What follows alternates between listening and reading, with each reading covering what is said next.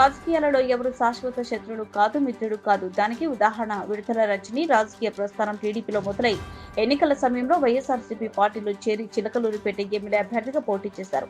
రాజకీయ భిక్ష పెట్టిన టీడీపీని వీడి నా వైఎస్ఆర్లో చేరి చిలకలూరిపేట అభ్యర్థిగా అఖండ విజయంతో గెలవడం జరిగింది. గెలిచిన కొద్ది కాలానికి జగన్మోహన్ రెడ్డి ఆరోగ్య శాఖ మంత్రిగా బాధ్యతలు ఇవ్వడం విడుదల రజనికి ఎంతో ప్రాధాన్యత ఇచ్చి పార్టీలో గౌరవ స్థానం ఇవ్వడం జరిగింది.